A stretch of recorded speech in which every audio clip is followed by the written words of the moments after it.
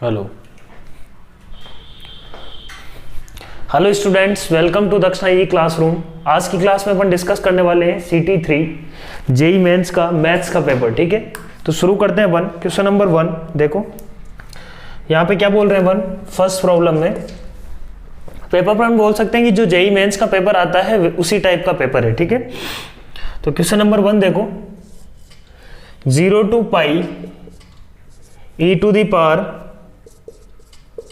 cos square x cos of cube 2n plus 1 into x into dx। ठीक है, तो simple सा property based problem है ये। किंग प्रॉपर्टी लगाते हैं इसमें, है ना। I is equal two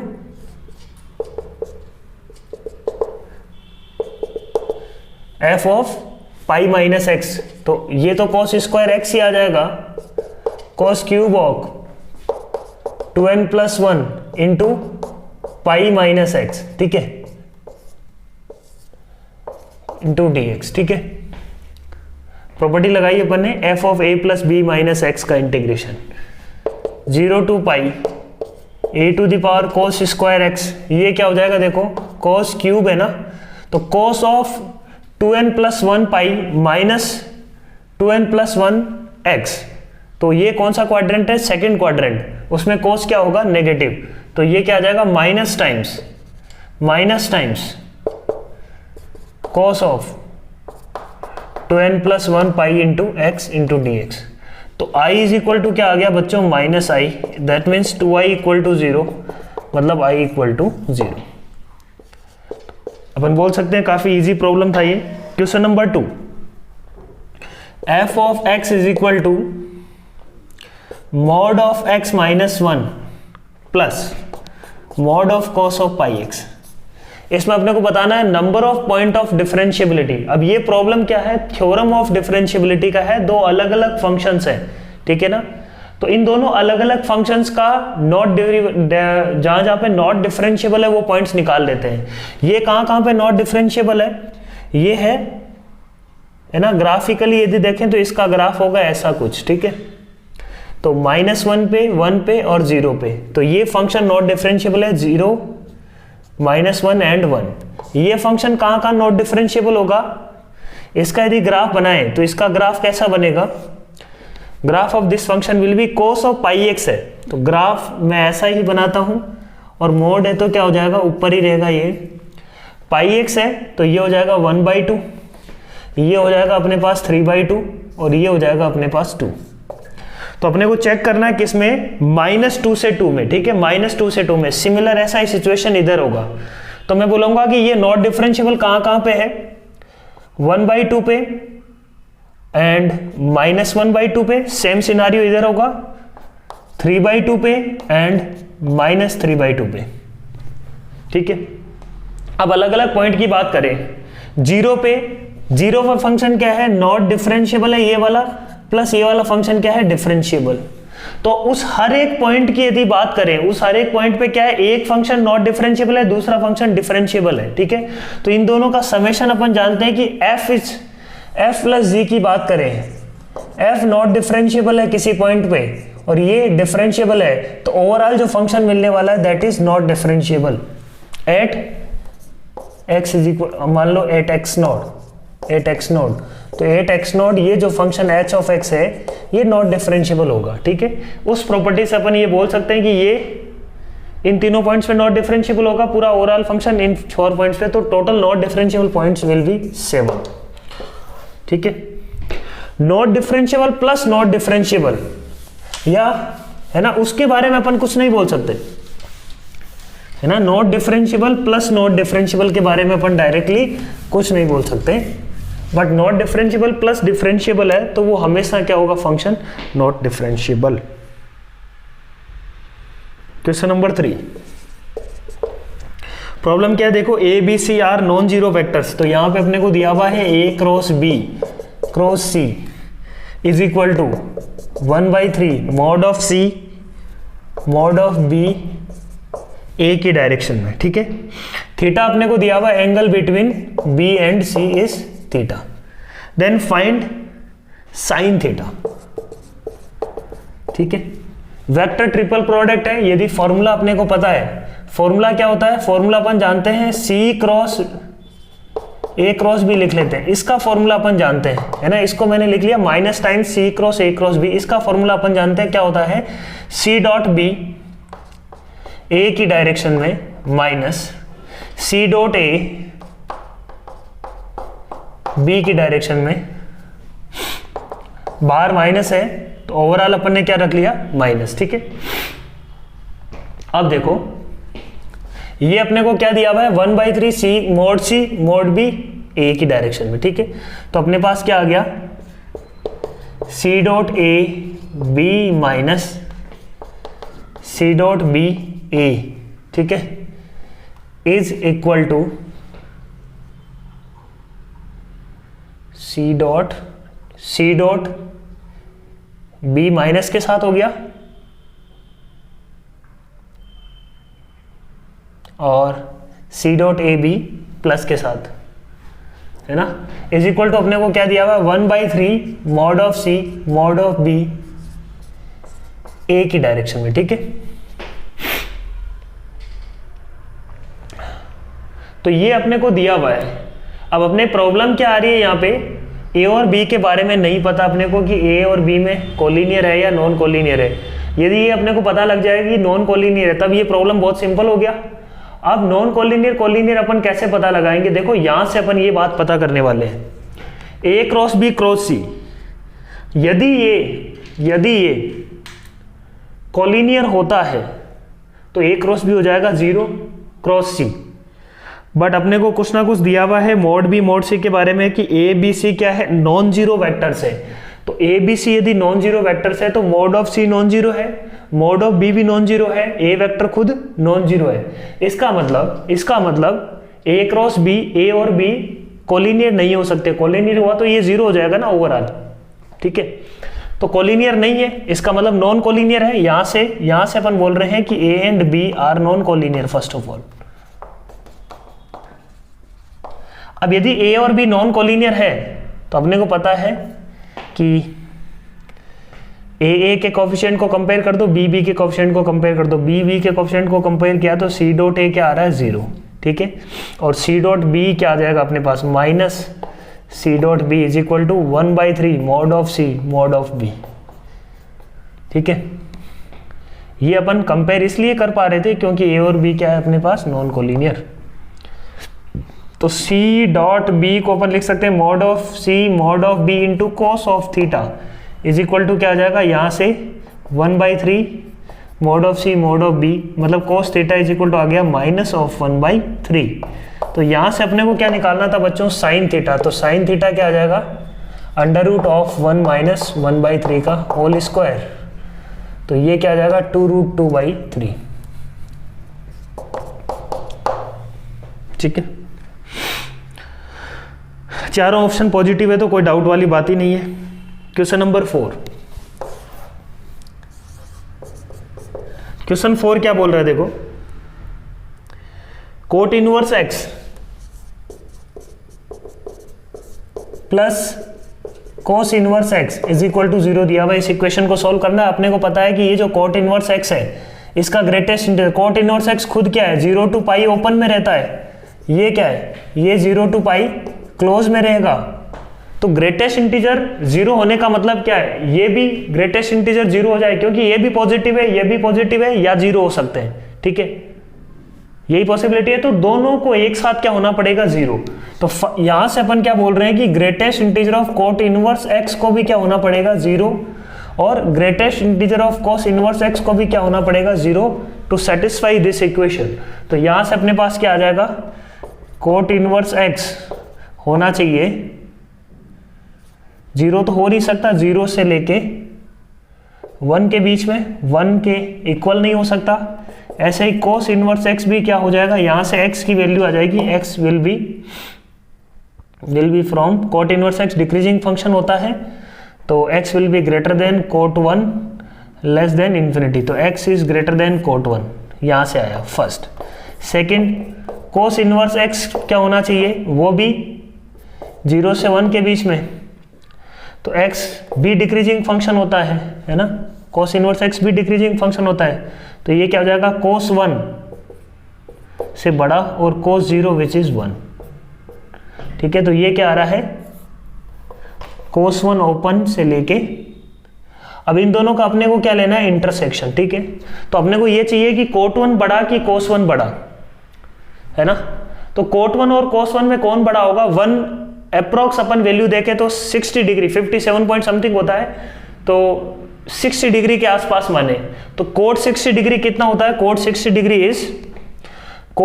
degree is अपने पास 1/√3 है ना, 1/1.7 रफली, और cos 60 डिग्री कितना होगा अपने पास 1/2। कौन बड़ा है, cot 1।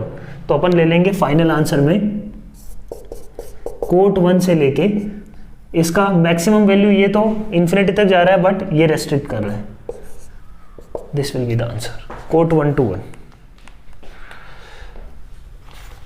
नेक्स्ट क्वेश्चन देखो, question number 5।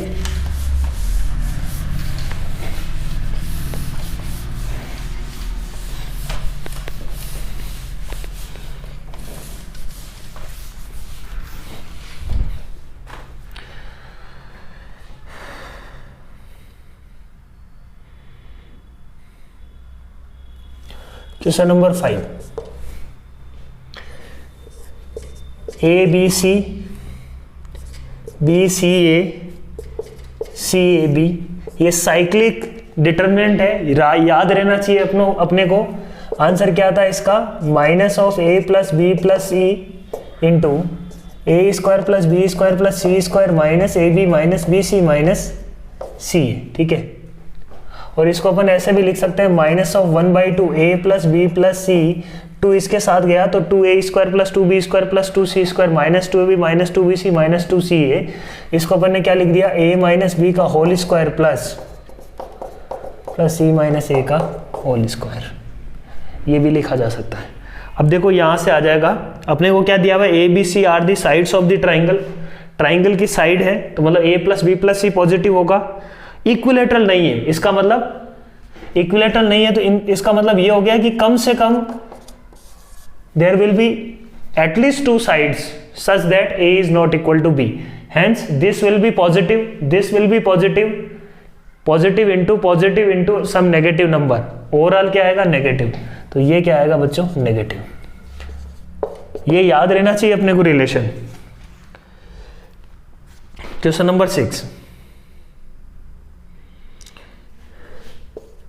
a² - 4/a² - 2 x³ minus 3x plus sin 3 is a decreasing function. अपने को दिया हुआ है कि ये एक डिक्रीजिंग फंक्शन है, then find values of a।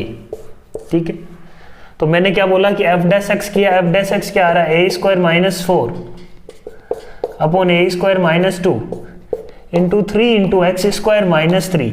ये क्या होना चाहिए, less than equal to 0 for all x belongs to r, ऐसा होना चाहिए। एक क्वाड्रेटिक एक्सप्रेशन हमेशा नेगेटिव कब होगा, ये क्वाड्रेटिक एक्सप्रेशन का d क्या है, 0 है, अपने को समझ में आ रही है ये बात। तो ऐसा कुछ होना चाहिए, ग्राफ ऐसा कुछ होना चाहिए, d 0 है तो कहीं भी हो सकता है, बस वैल्यू इधर उधर हो सकती है। तो यदि इसका a का कोफिशिएंट, x² का कोफिशिएंट नेगेटिव हुआ, x² का कोफिशिएंट यदि नेगेटिव हुआ तो ये ग्राफ क्या होगा, हमेशा डाउनवर्ड होगा। हेंस यहां से अपन बोल सकते हैं कि a² - 4/a² - a² + 2 है, ये a² + 2 will be less than 0। Graph ऐसा होना चाहिए। नेक्स्ट क्वेश्चन देखो,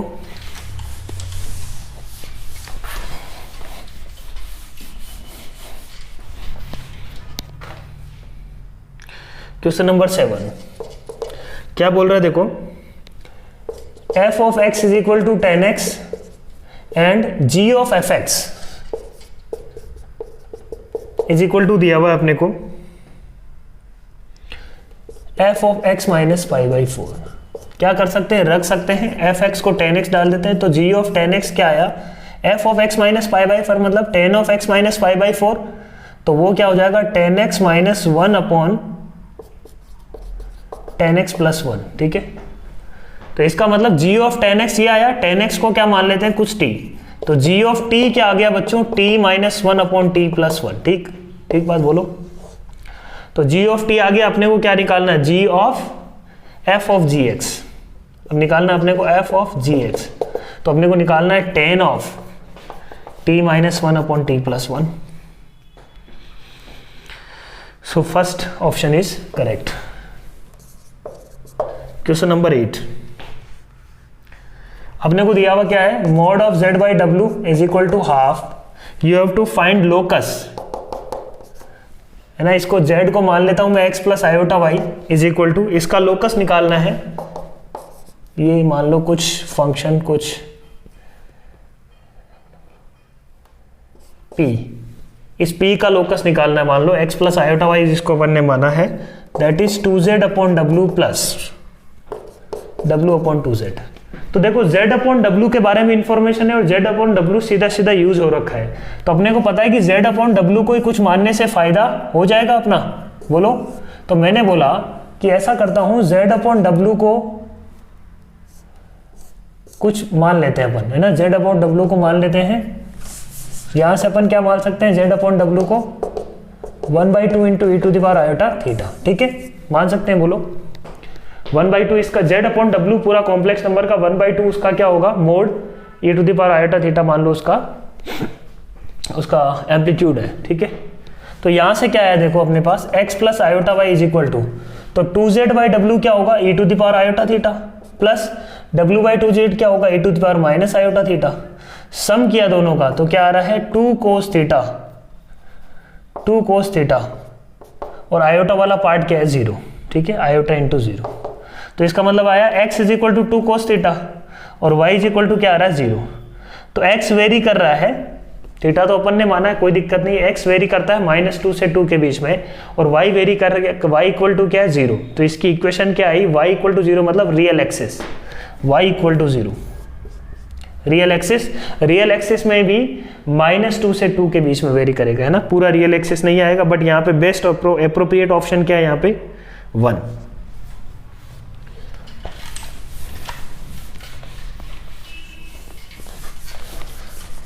ये 8 था। क्वेश्चन नंबर 9,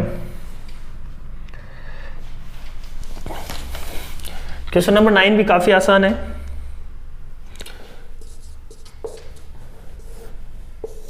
अपने को निकालना है area bounded by the curve y equal to ln x equal to 0 and y equal to 0 line. तो कौन से एरिया की बात कर रहे हैं अपन, इस एरिया की बात कर रहे हैं, ठीक है, ये एरिया निकालना है। डायरेक्टली भी निकाल सकते हैं अपन, मैं बोलूंगा किसका इंटीग्रेशन कर दो, ln x का इंटीग्रेशन कर दो, कहां से कहां तक, 0 से लेके 0 प्लस 0 से लेके 1 तक, है ना। इसका एरिया निकाल लेंगे और इसका क्या कर लेंगे, मोड। अल्टीमेटली एरिया ही निकालना है अपने को।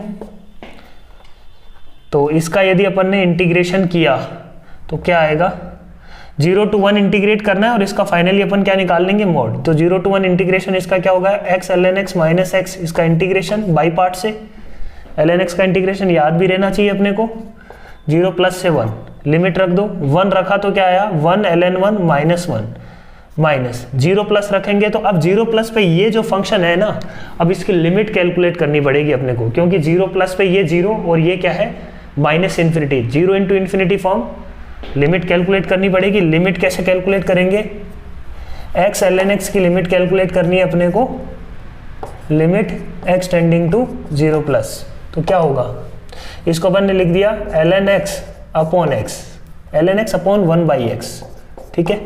अब क्या है, ये इन्फिनिटी अपॉन इन्फिनिटी फॉर्म बन रहा है, एल हॉस्पिटल रूल लगा देते हैं, 1/x minus 1 upon x square, limit x tending to 0 पे ये क्या आ रहा है, minus x, limit x tending to 0 पे 0 आ गया, ये माइनस ये 0, तो आंसर क्या आया, -1। तो एरिया क्या आ जाएगा अपने पास, 1। This is one way. Second method क्या है, सेकेंड मेथड क्या है कि ln x is nothing but, ln x क्या है, इसका मिरर इमेज है किसका, e की पावर x का। तो y इक्वल टू e की पावर x का यदि मिरर इमेज है तो यही फोटो यहाँ छपेगी। तो अपन इसका एरिया निकाल लेते हैं ना, तो अपन इसका एरिया निकाल लेते हैं, e की power x into d x, integration from -∞ to 0। इसको इंटीग्रेट कर देंगे तो ये एरिया और ये एरिया क्या होगा, सेम। यहाँ से भी आंसर क्या आ जाएगा, 1, ठीक है, बोथ आर सेम। वो कैलकुलेशन में थोड़ा लिमिट नहीं कैलकुलेट करनी पड़ी, करने में थोड़ा आसान होगा। बाकी ln x की अपने को है ना, ln f से फैमिलियर रहना ही पड़ेगा अपने को हर बार। क्वेश्चन नंबर 10 देखो, अपने को क्या निकालना है, shortest distance between two lines. यहां पे देखो ये जो दोनों लाइंस है ना, ये दोनों लाइन पैरेलल नहीं है, तो आइदर दे आर इंटरसेक्टिंग और इश्क्यू। तो दोनों के लिए फॉर्मूला वही है ना, फॉर्मूला यहां पे क्या होगा,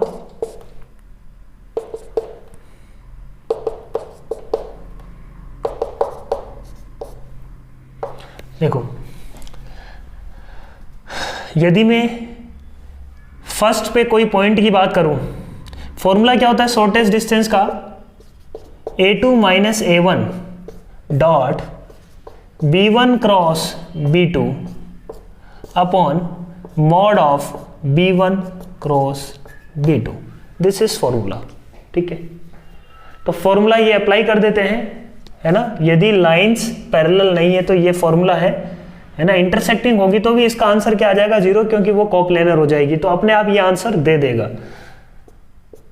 if they are not parallel तो ये फॉर्मूला अपन डायरेक्टली लगा सकते हैं। अब यहां पे a2 क्या है, a2 is equal to -3 6 and 0, ये a2 हो गया। a1 क्या है, इसको मैं a1 मान लेता हूं, है ना, या इसको a1 ले लेते हैं, इसको a2 ले लेते हैं, ये सेकेंड लाइन है। तो -2 है ना, y - 0 0, z - 7 7, ये हो जाएगा a2 a1। b1 क्या है यहाँ पे, b1 फर्स्ट लाइन का डायरेक्शन -432। b2 क्या है यहाँ पे बच्चों, b2 है -411। ठीक है, ये फॉर्मूले में रखेंगे, आंसर आ जाएगा। क्वेश्चन नंबर 11 क्या बोल रहा है, देखो 11 तो बहुत ही सिंपल है ना। ऊपर जो पावर है उससे नीचे पावर हमेशा ज्यादा है, तो काफी आसान प्रॉब्लम अपन बोल सकते हैं ना। नीचे पावर ज्यादा है और n टेंडिंग टू इन्फिनिटी है, तो आंसर क्या आएगा 0।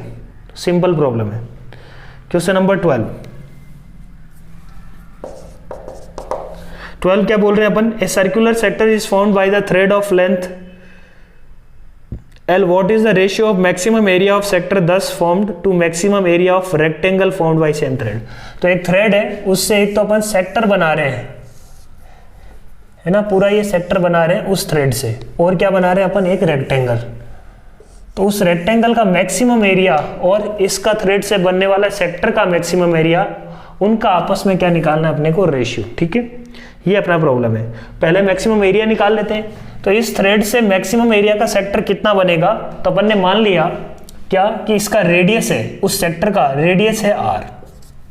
ठीक है, रेडियस r है, तो ये सेक्टर की लेंथ कितनी बचेगी, L - 2r।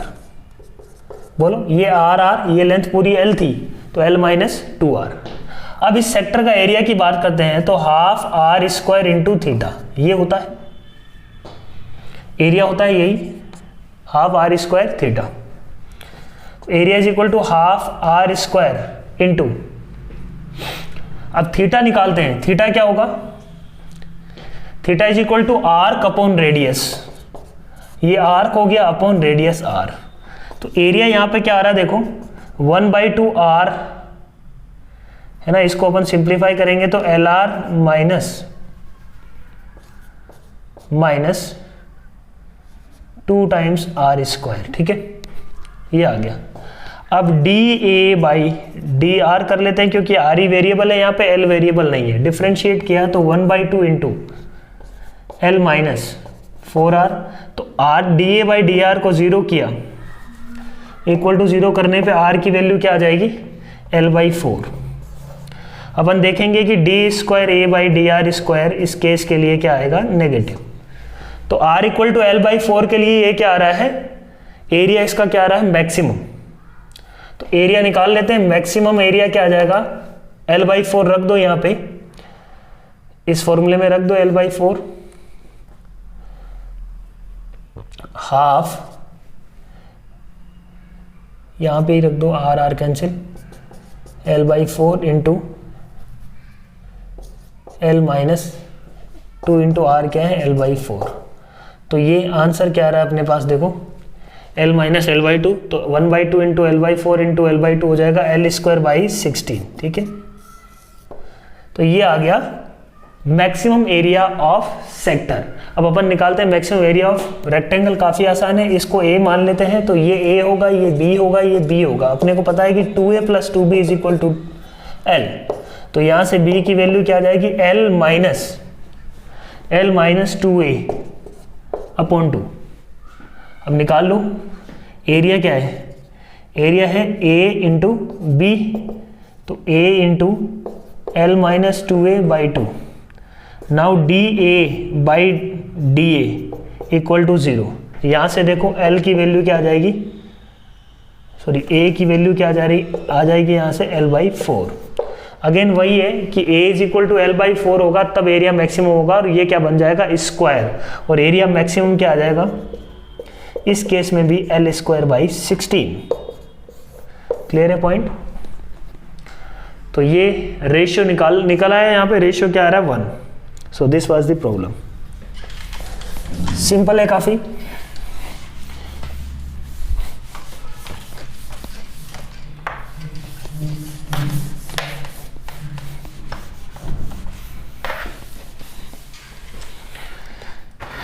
क्वेश्चन नंबर 13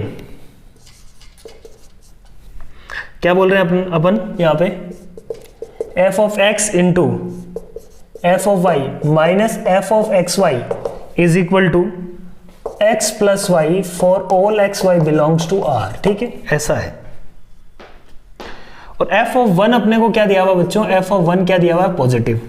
तो इसका मतलब f(1) निकालने की कोशिश करें तो x और y को 1 रख दिया, तो ये क्या आ गया, f(1) minus f(1) minus 2 equal to 0। तो यहाँ से f(1) के दो आंसर आ रहे हैं, या तो f(1) minus 2 into f(1)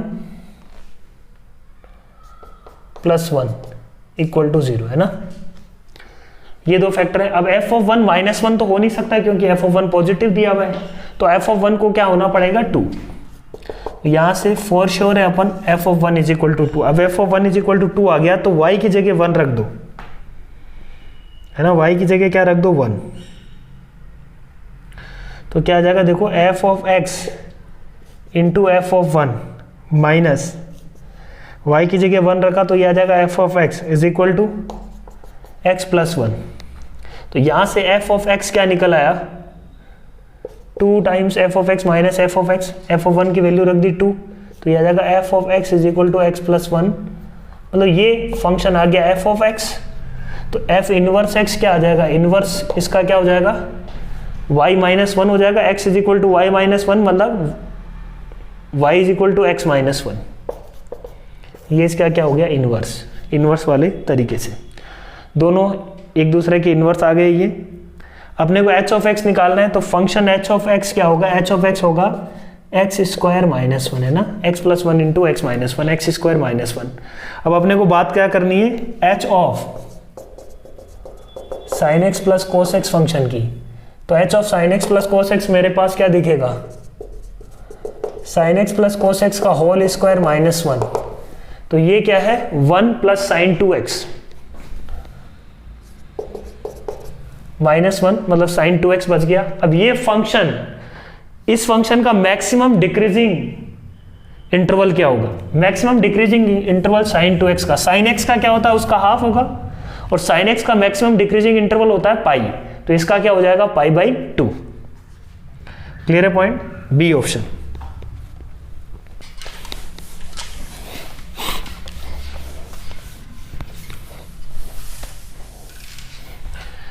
question number 13 था ये। क्वेश्चन नंबर 14 देखो। क्वेश्चन नंबर 14 में अपने को f(x) में एक रिलेशन दिया हुआ है, उसको अपन सिंप्लीफाई करेंगे तो f(x) क्या आ जाएगा, देखो x³ minus 2x² minus x plus 2 upon x² minus 4, ये आ जाएगा f(x). अब क्वेश्चन को ध्यान से पढ़ते हैं। क्वेश्चन को यदि पढ़ें तो बोला हुआ है कि F of x is continuous function है। कंटिन्यूअस फंक्शन है, इस रिलेशन को तो होल्ड कर ही रहा है, बट एफ ऑफ 2 यदि निकालने की कोशिश करें, दोनों तरफ अपन ने एफ ऑफ 2 रखा तो 0 = 0 आ गया, तो कोई फायदा नहीं हुआ, है ना। तो वहां से एफ ऑफ 2 निकल नहीं रहा है। तो f of x is continuous दिया हुआ है ना, अब उस कंसेप्ट का अपन यूज करेंगे, है ना, उस कंसेप्ट का यूज करेंगे। अपने को पता है कि F of x is continuous, इसका मतलब एफ ऑफ 2 के आसपास जो वैल्यू है वही वैल्यू उसकी होना चाहिए। तो f of 2 = f of limit x tending to 2 this function f of x, क्योंकि 2 पे 0 = 0 आ रहा है, तो इसमें लगा दो x³ - 2x² - x, क्योंकि कंटिन्यूअस दिया हुआ है इसलिए, है ना। x = 2 के लिए भी रिलेशन तो होल्ड हो रहा है ना, सही बात। देखो ये क्या आ जाएगा, x - 2 × x + 2, limit x tending to 2 करना है अपने को, तो ये क्या आ जाएगा अपने पास, x² × x - 2 minus x - 2 upon x - 2 × x + 2, x - 2 common ले लिया,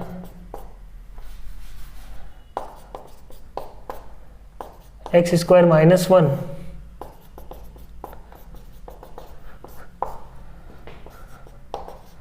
लिमिट x टेंडिंग टू 2 है, रख लेते हैं अपन अब डायरेक्टली। अब ये फाइनाइट लिमिट है, तो ये क्या आ रहा है आंसर 3/4। ऐसा क्यों किया अपन ने, क्योंकि फंक्शन कंटिन्यूअस दिया हुआ था, तो एफ ऑफ 2 = क्या होना चाहिए, limit x tending to 2 this function. इस फंक्शन में 2 के आसपास जो वैल्यू आ रही है वो उसकी भी आंसर आना चाहिए, ठीक है। कंटिन्यूअस दिया हुआ है, इस बात का यूज किया गया। क्वेश्चन नंबर 15, क्वेश्चन नंबर 15 देखो। 15 में अपन क्या बोल रहे हैं, अपने को दिया हुआ है a function f is defined from -1 -½ to -1 to 1, ठीक है। ये अपने को फंक्शन दिया हुआ है, बोलो, है ना। अपने को निकालना क्या है, f इनवर्स x, ठीक, क्लियर है पॉइंट। अपने को क्या निकालना है, f इनवर्स x, सही है बात। अब f इनवर्स x अपन कैसे निकालेंगे, f ऑफ x अपने को क्या दिया हुआ है, 4x³ - 3x। अब 4x³ - 3x को देख के मेरे पास एक फीलिंग आ रही है कि यार ये तो cos 3 थीटा का फॉर्मूला होता है, यदि x को 3 थीटा लिख देते, x को cos थीटा यदि लिख देते तो अपना काम हो जाता। और नीचे अपन देखें तो cos में 3 आंसर दिए हुए हैं, तो क्या पता वहां से जाने से चीजें बन जाए। और अपन ने बोला क्या, समझना, f ऑफ x = कब मैं लिख रहा हूं, cos of 3 cos inverse x। इसको यदि सिंप्लीफाई करेंगे तो यही आएगा 4x³ - 3x, बोलो, कोई दिक्कत नहीं है। जैसे ही मैं x को cos थीटा रखता हूं, तो इसको अपन लिख सकते हैं cos ऑफ 3 थीटा, तो cos ऑफ 3 थीटा। अपन ने क्या किया है, we are putting cos inverse x = theta. तो इस रिलेशन को अपन ये लिख सकते हैं, बोलो, कोई दिक्कत नहीं है यहाँ पे, यानी यहाँ पे x = cos थीटा पुट नहीं कर रहे, ये रिलेशन जो दिख रहा है अपने को cos ऑफ 3 थीटा, इसका आंसर ये आएगा, बिल्कुल सही बात है, इसमें कोई दिक्कत नहीं है अपने को, है ना। अब समझना बात को, अपन क्या कर रहे हैं, तो अपन ने पास क्या आ गया, y = cos ऑफ 3, इस cos इनवर्स x को for the time being upon theta लेके चलते जाते हैं, ठीक है, cos of 3 theta. Now theta का वेरिएशन क्या होगा, देखो, cos इनवर्स x अपन ने माना है थीटा को, x क्या है, -1 से -1/2, तो और cos की रेंज क्या होती है, 0 to π, -1 से -1/2 के लिए ये क्या होगा, 2π/3 to π, तो थीटा क्या आया, 2π/3 to π, ठीक बात, बोलो, कोई दिक्कत नहीं है। अब 3 थीटा क्या आएगा, 2π to 3π, ठीक है। ऐसा अपन क्यों करना चाह रहे हैं, ठीक है ना, समझ में आएगा अभी। 3 थीटा क्या है, 2π to 3π। अपन क्या निकालना चाह रहे हैं, x in terms of y, sorry, हाँ, x in terms of y, y in terms of x तो अपने को दिया हुआ है, x in terms of y निकाल लेंगे, जिससे x और y को इंटरचेंज करके अपन इनवर्स फंक्शन निकाल सकते हैं। वही काम कर रहे हैं same, x in terms of y निकालने का कोशिश है अपना। दोनों तरफ अपन ने कोस इनवर्स लगाया, अपन ने क्या किया यहाँ पे दोनों तरफ कोस इनवर्स लगाया, तो ये तो हो गया cos inverse y because y belongs to -1 to 1, सही बात है। तो आराम से 0 to पाई इसका आंसर आ जाएगा। But cos inverse of cos of 3 theta, अब यहाँ पे जो 3 थीटा वो 2 पाई से 3 पाई है, तो इसका आंसर डायरेक्टली 3 थीटा नहीं लिख सकते है ना। इसका आंसर कहाँ से लिखेंगे अपन, cos inverse of cos X का जो ग्राफ होता है वहां से लिखेंगे। ये cos inverse of cos X का ग्राफ है 0 2 पाई, ये क्या पॉइंट है 3 पाई। अब ये अपने को क्या दिख रहा है, ये किसका इक्वेशन है, x माइनस 2 पाई का। ये लाइन कौन सी है, y equal to x minus 2 pi. यहाँ पे 3 थीटा उसी लाइन पे आ रहा है, 2 पाई से 3 पाई के बीच में आ रहा है, तो इस लाइन को फॉलो करेगा तो क्या आंसर आएगा, cos inverse y is equal to 3 theta, x की जगह 3 थीटा माइनस 2 पाई, ठीक है। अब कोस इनवर्स y प्लस 2 पाई 3 कोस इनवर्स x, अपने को अल्टीमेटली तो x ही चाहिए था इन टर्म्स ऑफ y, तो यहां से देखो x क्या आ गया 2 pi by 3 plus cos inverse y by 3। इस पूरे का क्या करना है अपने को, ये कोस इनवर्स x के बराबर है, सो x इक्वल टू क्या आ गया, cos of 2 pi by 3 plus cos inverse y by 3, ठीक है। तो ये इसका क्या हो गया आंसर। सो कौन सा ऑप्शन करेक्ट है, डी ऑप्शन है ना। 16 क्वेश्चन नंबर 16 में fair coin is tossed 10 times. HI एक इवेंट है कि ith टर्न पे हेड आ रहा है, और AM कोई इवेंट है कि m टाइम्स हेड आ रहा है। इन दोनों इवेंट्स का अपने को बताना है कि कब ये इवेंट्स इंडिपेंडेंट है, ठीक है। तो अपने को ith टर्न पे हेड आने की प्रोबेबिलिटी क्या होगी, हर बार अपन ने कॉइन टॉस किया, हर बार वो क्या है, हर एक इवेंट इंडिपेंडेंट इवेंट्स है, तो ith टर्न पे हेड आने की प्रोबेबिलिटी क्या है, हाफ। इसमें तो कोई अपने को डाउट ही नहीं है। अब अपन बात कर रहे हैं कि m टाइम्स हेड आने की प्रोबेबिलिटी क्या है, कि जितना अपना एक्सपेरिमेंट है उसमें m टाइम्स हेड आ जाए, हेड आने की प्रोबेबिलिटी क्या है 1/2 इंटू m। उसके अलावा टेल भी आना चाहिए जो बाकी बचे उसमें, तो उसकी प्रोबेबिलिटी क्या है 10 माइनस m। तो ultimately what we have is 10 cm upon 2 की पावर 10, ठीक है। This is am। Now we are calculating, है ना। अपने को ये चेक करना है कि इंडिपेंडेंट है कि नहीं। इंडिपेंडेंट चेक करने का सबसे इजी तरीका क्या है, HI इंटरसेक्शन AM निकालो। If that is equal to probability of HI into probability of AM, तो इंडिपेंडेंट है, अदरवाइज इंडिपेंडेंट नहीं होंगे। तो ये प्रोबेबिलिटी मैथमेटिकल चीज है ना, प्योरली मैथमेटिकल चीज है, ये प्रोबेबिलिटी निकाल लेते हैं। तो probability of HI intersection AM का मतलब क्या हुआ कि ith टर्म पे हेड आए एंड m बार हेड आए। तो मैंने ith टर्म पे तो इसका हेड फिक्स हो गया, ith टर्म पे तो हेड फिक्स हो गया। ith टर्म पे हेड आने की प्रोबेबिलिटी क्या, 1/2 इंटू, है ना। बाकी जो बचे, बाकी क्या बचे 10C, बाकी 9 इवेंट्स बचे। तो जो 9 सिक्के हैं 9C में से एक बार तो हेड आ चुका है, तो उनमें से जो 9cm-1 सिक्के हैं उनमें क्या आने चाहिए, हेड आना चाहिए। तो 1/2 की पावर m-1, और जो एक बचा उसके अंदर क्या आना चाहिए, सॉरी m-1 सिक्कों पे तो क्या आना चाहिए 9cm-1 में m-1 अपन ने वो जगह सेलेक्ट कर ली, कहाँ पे क्या आ सकता है, बाइनोमियल से कहाँ पे हेड आ रहा है। अब 9 - m-1 पे क्या आना चाहिए, टेल आना चाहिए। तो ओवरऑल अपन बोल सकते हैं कि इंटरसेक्शन क्या आ जाएगा 9cm-1 अपॉन क्या आ रहा है, देखो वहां से 2 की पावर 9, ये आ रहा है 2 की पावर 10। दोनों को इक्वेट करो, 9cm-1 अपॉन 2 की पावर 10 इज इक्वल टू, ये दोनों इक्वल कब है यही चेक करना था अपने को, 1/2 इंटू 10cm अपॉन 2 की पावर 10 गया। 10cm upon 9cm minus 1 is equal to क्या है 2। इसको सिंप्लीफाई करते हैं तो ये क्या हो जाएगा 10/m into 9cm minus 1 upon 9cm minus 1 is equal to 2। इससे कैंसिल हो गया तो m इज इक्वल टू क्या आ गया 5। सो सिंपल सी प्रॉब्लम है ये। क्वेश्चन नंबर 16 था ये।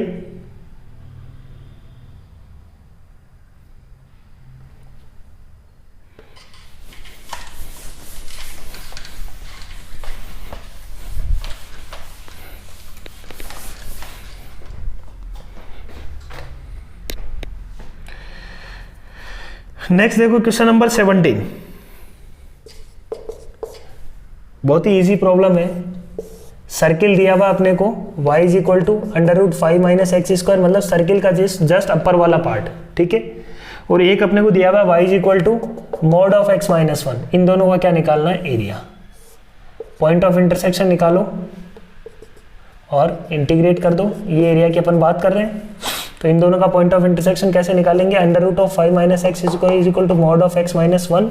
सॉल्व करेंगे तो x माइनस 1 का whole square plus x square is equal to 5, ठीक है। तो इसको अपन सॉल्व करेंगे तो क्या आएगा, एक तो आ जाएगा अपने पास 2 सॉल्यूशन, एक आ जाएगा -1, ठीक है। तो ये दोनों अब इंटीग्रेट कर देंगे अपन। इंटीग्रेट √5 माइनस एक्स स्क्वायर का फ्रॉम -1 to 2 माइनस ये एरिया A1 और ये ट्राइंगल का area A2 -A1 minus A2। So this will be the answer.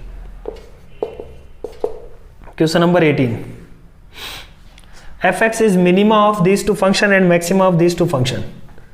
तो fx को यदि अपन देखें, देखो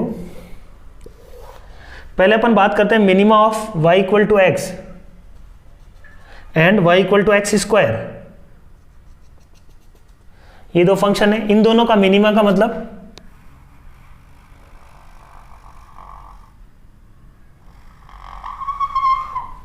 ये। दूसरा अपने को दिया हुआ y इक्वल टू 2x और x स्क्वायर माइनस 1 का मैक्सिमा। तो वो फंक्शन अपने पास y इक्वल टू 2x क्या होगा, ऐसा कुछ होगा,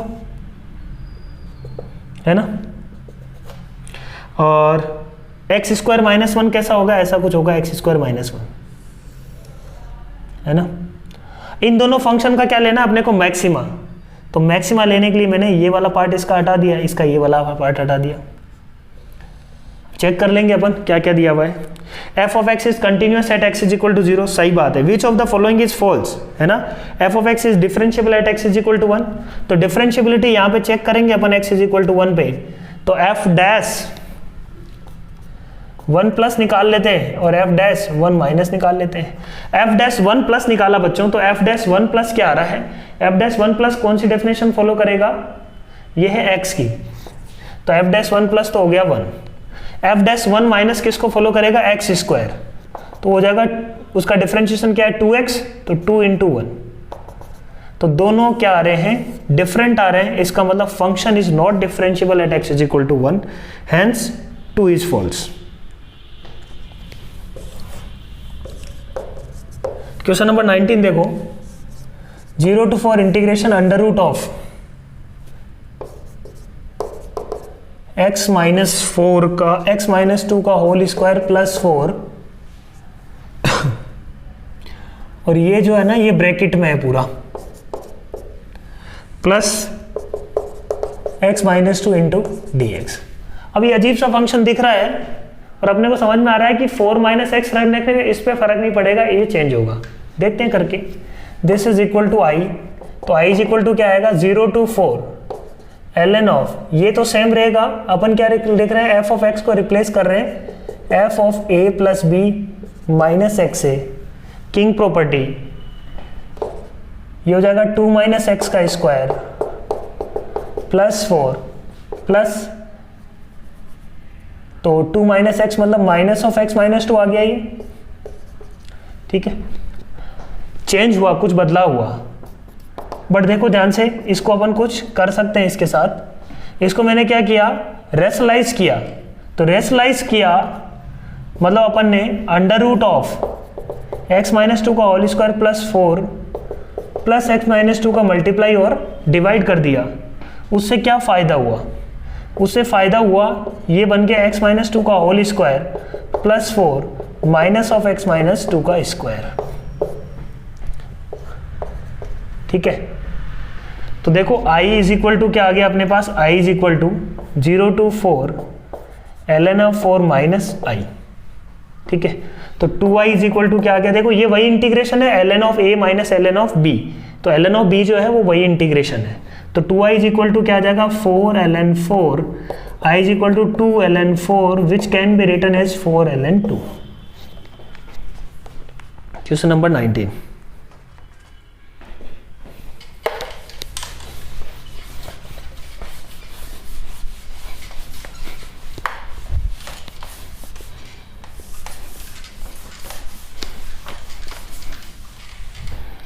नेक्स्ट देखो क्वेश्चन नंबर 20। अच्छा क्वेश्चन है ये, x plus Y plus Z is equal to दिया हुआ है अपने को a, है ना। x cross y cross z ये क्या है? वेक्टर इक्वेशन है, इज इक्वल टू b। ठीक है, a डॉट x दिया हुआ है अपने को क्या? 3/2। a डॉट वाई दिया हुआ है 7/4, है ना।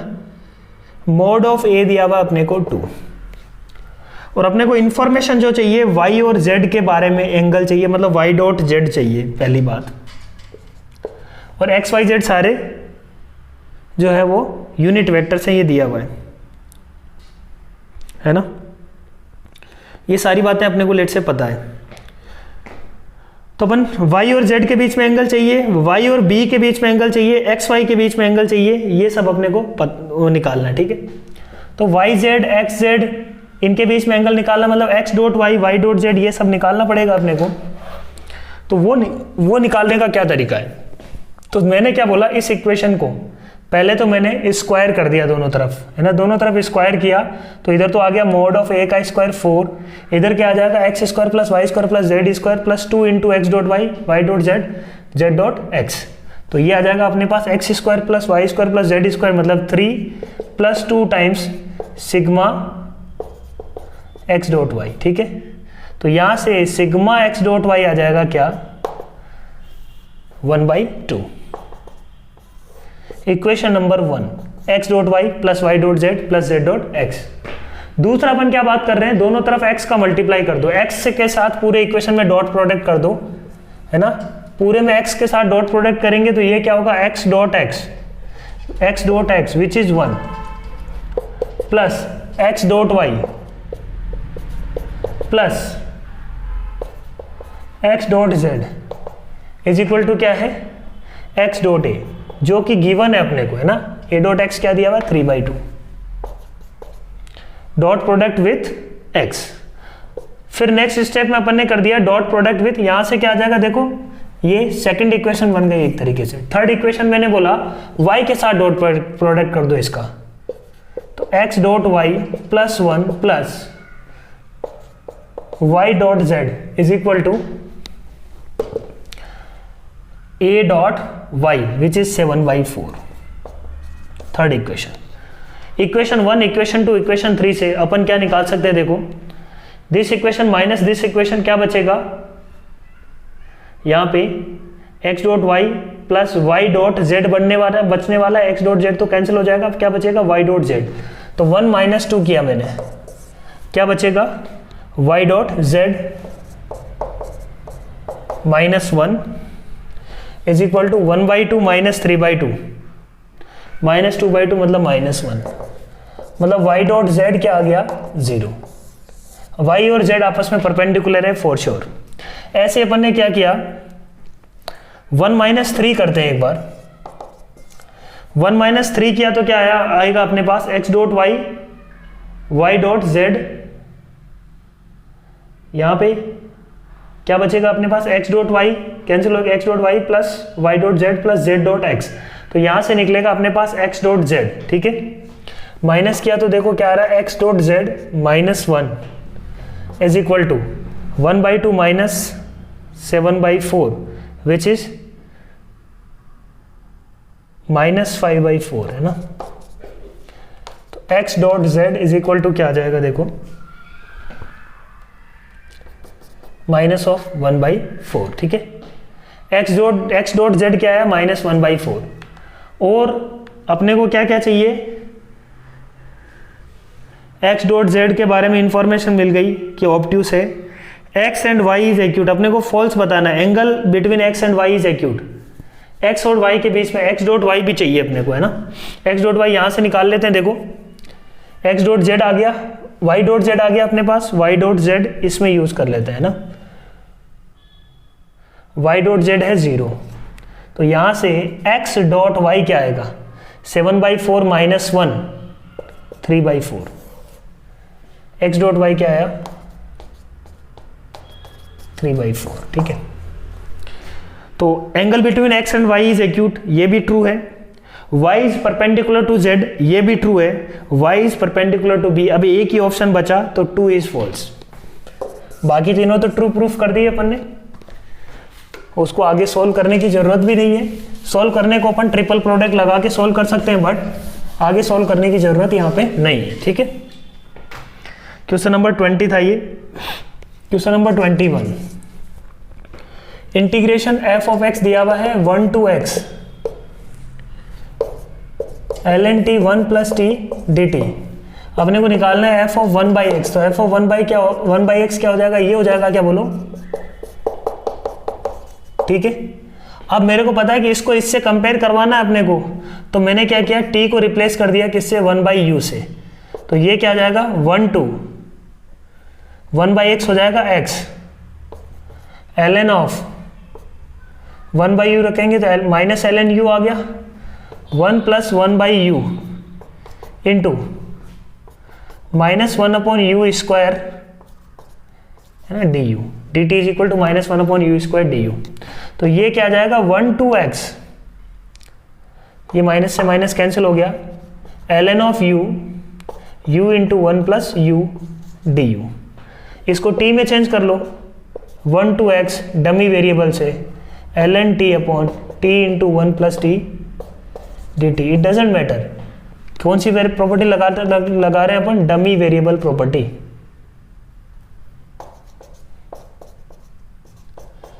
वेरिएबल कभी भी तुम चेंज कर सकते हो यदि लिमिट तुमने सेम रखी है, तो सब्स्टिट्यूशन अलग है, डमी वेरिएबल प्रॉपर्टी अलग है। डमी वेरिएबल में क्या कर रहे हैं, अपने को फोटो बदल दी, फोटो में किसी एक की जगह दूसरे का नाम लिख दिया, अब वेरिएबल तुमने वो मान के चीजों को सोल्व कर रहे हैं, उससे कोई फर्क नहीं पड़ेगा, ठीक है। क्वेश्चन नंबर 22, तो आ जाएगा आंसर इसका। Question number 22, f of x is equal to, अपने को निकालना है क्या है यहाँ पे, f of x is equal to e की पावर x माइनस 1 की पावर 2 इंटू x माइनस 1 का स्क्वायर, इसको मैं क्या लिख सकता हूँ, e की power 2 into x minus 1 into x minus 1 का स्क्वायर। f डैश x करेंगे, एक्सट्रीमा वगैरह का अपने को निकालना है, कब मैक्सिमम होगा कब मिनिमम होगा, तो यही प्रोसीजर है अपने पास। तो ये तो यू फॉर्मूले से अपन कर सकते हैं, पहले इसका डिफरेंशिएशन x माइनस 1 का whole square as it is plus, अब e to the power 2 into x minus 1 as it is 2 into x minus 1, तो f डैश x क्या आ गया अपने पास, 2 into x minus 1 into e to the power 2 into x minus 1, अंदर क्या बचेगा x माइनस 1 प्लस 1, ठीक है। Which of the following option is correct, f dash 1 0 है, इसमें बिल्कुल सही बात है, सेकंड ऑप्शन करेक्ट है। बाकी अपन इसका एक्सट्रीमा और वो सब कैसे निकालेंगे, मुझे पता है, एक तो x इक्वल टू 0 रूट है, एक x is equal to 1 root है, 1 से बड़ा होगा तो ये पॉजिटिव मतलब ओवरऑल पॉजिटिव, 1 से इधर पे एक पॉजिटिव एक नेगेटिव, इधर दोनों के दोनों नेगेटिव, तो ऐसा कुछ इसका f डैश x का साइन स्कीम बनाया मैंने, ठीक है। तो इंक्रीज करके डिक्रीज किया, डिक्रीज करके इंक्रीज किया, तो यहां पे तो मैक्सिमा है, यहां पे क्या है मिनिमा है। अब चेक करते हैं f dash 1 equal to 0, f double dash 1 will be less than 0, 1 पे मिनिमा है, 1 पे मिनिमा है तो एफ डबल डैश एक्स क्या होगा वहाँ पे पॉजिटिव होगा, तो गलत है वो भी बात। F double dash 0 is positive, तो एफ डबल डैश 0 क्या है यहाँ पे नेगेटिव है ना, समझ में आ रही है, ऐसा कुछ कर्वेचर आएगा।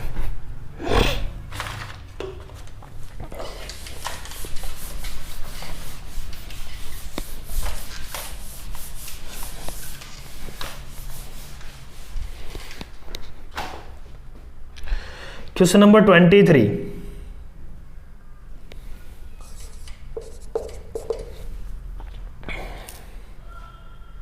क्या बोल रहे हैं देखो अपन यहाँ पे क्वेश्चन नंबर 23 में डिफरेंशियल इक्वेशन अपने को दी हुई है,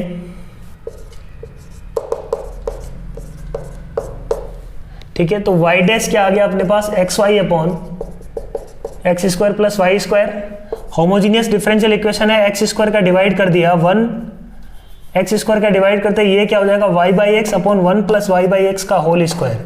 जैसे ही अपन ने y बाई एक्स को v माना तो y dash is equal to क्या आ जाएगा v plus x v dash, तो y डैश की जगह अपन ने रख दिया v plus x v dash is equal to v upon 1 plus v का स्क्वायर। सॉल्व कर लेंगे, x v dash is equal to v upon 1 plus v square minus v, x v dash is equal to v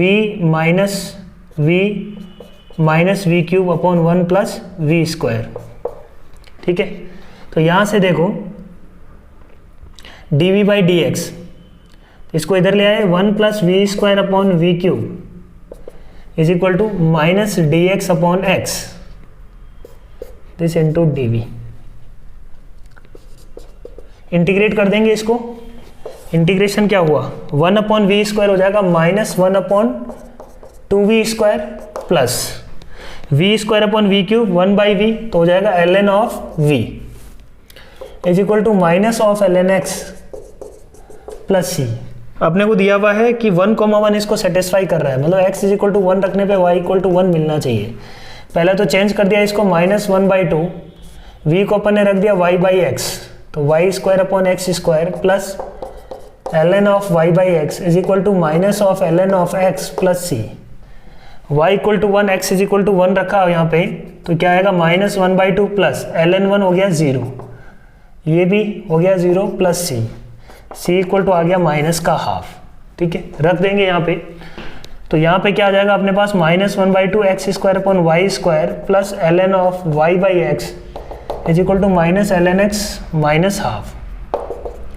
अब अपन बात करते हैं क्या निकालना है अपने को, y की वैल्यू दी हुई है ना, अपने को दिया हुआ है कि y of x node is equal to e, find x node. तो y की जगह e रखने पे x क्या मिलेगा, y की जगह अपन ने e रख दिया तो x क्या मिलेगा, तो y की जगह रख देते हैं e, तो ln e बाई एक्स को अपन लिख सकते हैं माइनस x, अपने को नहीं पता है माइनस हाफ, तो माइनस ln x कैंसिल हो जाएगा, समझो इसको अच्छे से, minus 1 by 2 X square upon E square, इसको रख दिया अपन ने ln e which is 1 minus ln x आपस में हो गए कैंसिल, बचा क्या अपने पास X square is equal to 3 square, तो x की वैल्यू क्या आ गई प्लस माइनस √3e। यहाँ पे चार ऑप्शन पॉजिटिव है तो कोई दिक्कत नहीं है, x की वैल्यू क्या आ जाएगी √3e। और वैसे भी ln x यदि फंक्शन है तो x नेगेटिव तो हो ही नहीं सकता ना, तो x की वैल्यू क्या आ जाएगी √3e।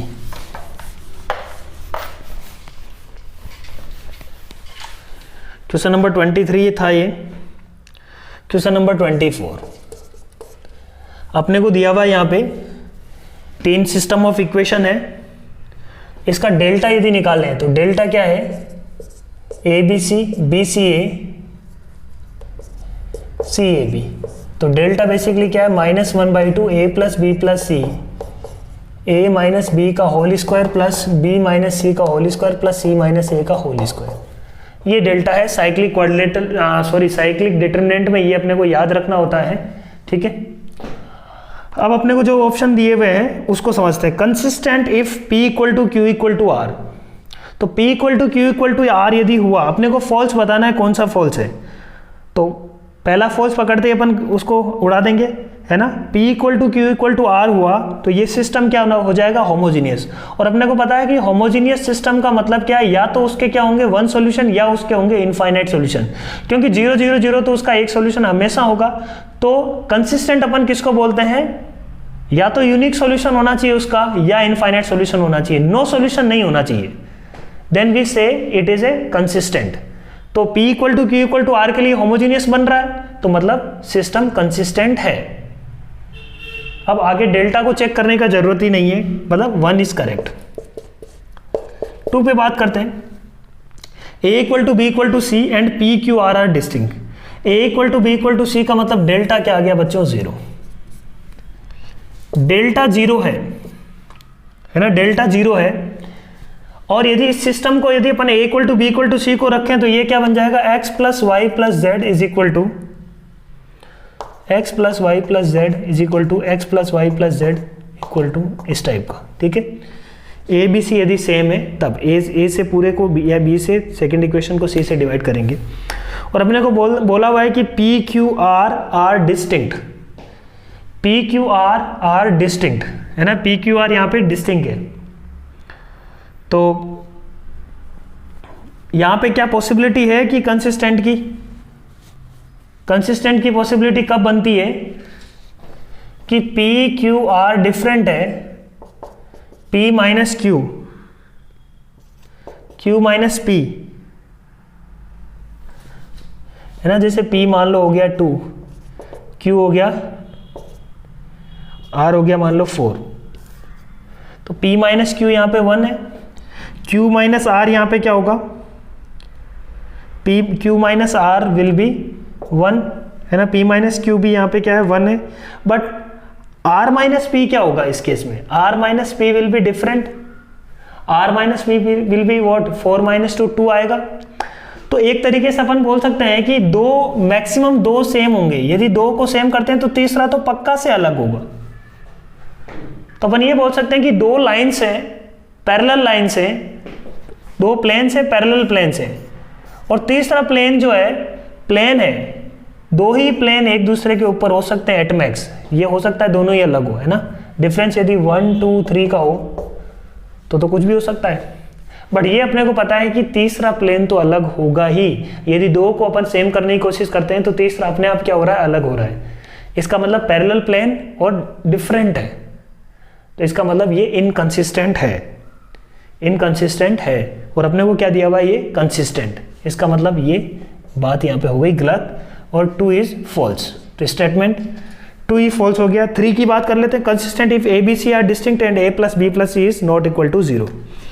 ए बी सी डिस्टिंक्ट है, ए बी सी डिस्टिंक्ट है, इसका मतलब क्या होगा, डेल्टा नॉन जीरो हो गया, और A plus B plus C भी नॉन जीरो है, तो डेल्टा क्या हो गया, non zero. Delta non zero मतलब यूनिक सॉल्यूशन, कंसिस्टेंट है, कोई दिक्कत नहीं है।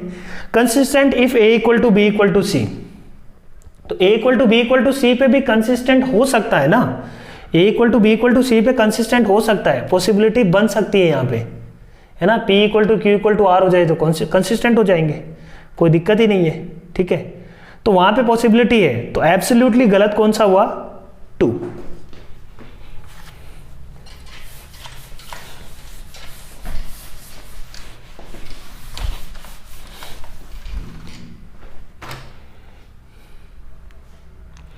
क्वेश्चन नंबर 25 देखो, integration x 1 minus x square की पावर 1/3, है ना, पूरे का पावर 1/3 है, इंटू एक्स की पावर -4 dx। ऐसा कोई भी क्वेश्चन आता है उसमें 2 ही पॉसिबिलिटी है, या तो इसको t मानेंगे या कॉमन लेके t मानेंगे, है ना। यही 2 बातें अपन ने क्लास में भी डिस्कस करी होगी।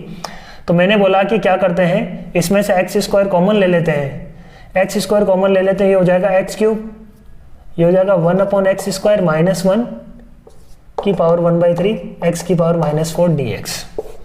अब देखो बाहर यदि x की पावर 3 की पावर 1/3 मतलब x 1/x स्क्वायर -1 की पावर 1/3, नीचे क्या है x की पावर 4, तो ओवरऑल नीचे क्या बचा x क्यूब, ठीक है। अब अपन बोलते हैं कि अब 1/x² माइनस 1 को t मान के क्या बन जाएगा ये dt, और चीज़ें सॉल्व हो जाएगा। t की पावर 1/3 है, आराम से सिंपली सॉल्व हो जाएगा। ठीक है, सो आई होप क्लास में समझ में आया होगा सब कुछ।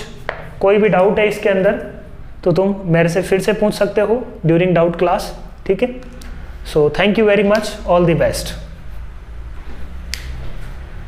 Thank you.